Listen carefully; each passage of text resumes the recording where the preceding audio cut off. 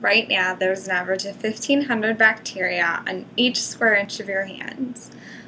A medical professional is anywhere between 40,000 to 500,000 bacteria per square inch on their hands.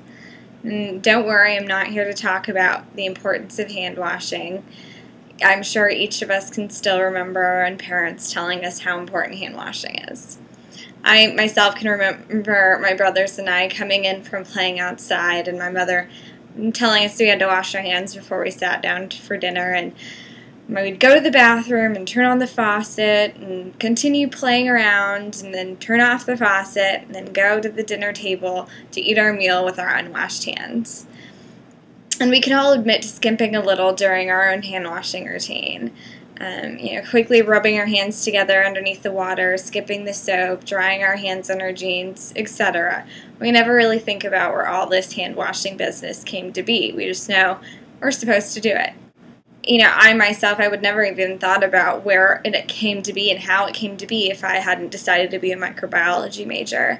And through that, I discovered the guy who wholeheartedly believed in hand washing when nobody else did, and so I grew a whole new appreciation for it, and I really hope you do too. So hand washing is still the single most important practice that can keep you from getting sick.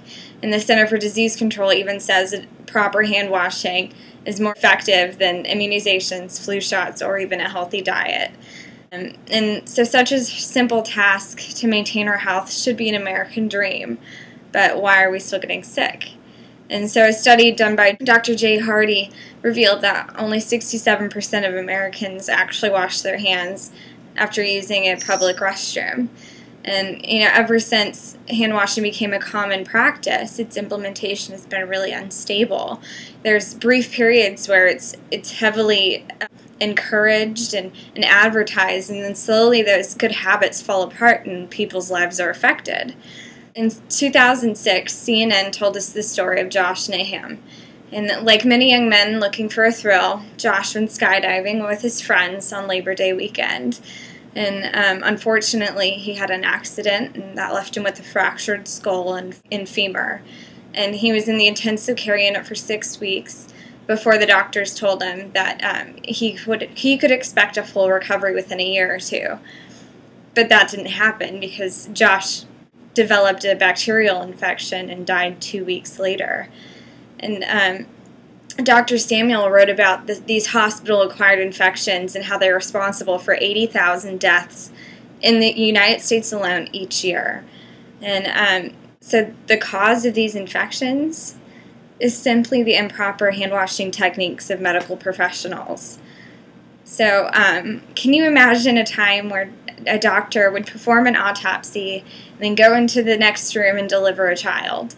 And at this time there were no gloves and there was no hand washing, and half the patients that underwent a major surgery died from bacterial infection. And doctors had no idea that they were killing the very patients they were trying to save. So one man dedicated his life to proving that hand washing could save the world. His name was Ignaz Semmelweis, and he worked at a medical clinic in Vienna. And this clinic used cadavers for medical students to learn new procedures. This clinic, in particular, had a 30% mortality rate. Then there was a second clinic in Vienna that did not have the luxury of using cadavers, and their mortality rate was only 8%. And so Semmelweis saw these differences and spent months trying to understand the different things that went on in each clinic that caused him to have such drastic differences in mortality rate. So he would watch as doctors would perform an autopsy and then immediately go into the delivery room with a cadaveric smell, he said, emanating from their hands. And then the doctors would come out and say, you know what, the delivery was a success, but both mother and baby died. And so Cork explains in his paper that Semmelweis began testing his hypothesis by using a chlorinated lime antiseptic to wash his hands between each patient. And it seemed like out of nowhere his patients were surviving. And so then he took over the maternity ward and immediately reduced the mortality rate from 30% to 1%. And so he got really excited and began encouraging other doctors, showing them proof that his hand-washing method worked. But he was ridiculed, and they didn't believe him.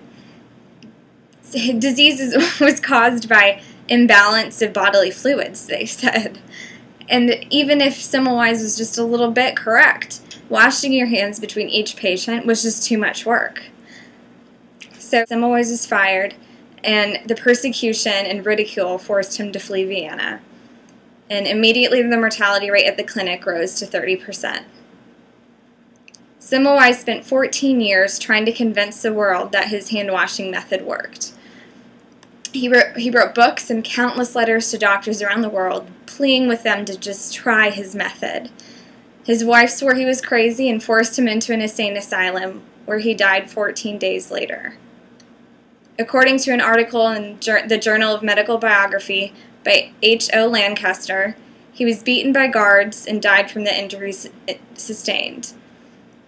And others say he developed a bacterial infection after undergoing a minor surgery, which, if true, would have been a wonderful case of Greek irony. In the end, Ignaz Semmelweis is ultimately vindicated. He now has hospitals and universities in his name, and he's known as the savior of mothers and the father of infection control. The Semmelweis Society International explains how the Semmelweis reflex is a common term used in the science community. It's a metaphor to remind them to avoid the reflex-like tendency to reject new knowledge just because it contradicts established norms. And though we live in a world where infection still exists, with Ignaz Semmelweis' dedicated knowledge, we have the tools to fight it.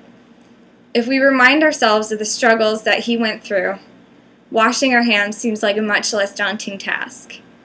And with dedication and passion for hand washing, maybe one day we can achieve a world that's free of infection. Thank you.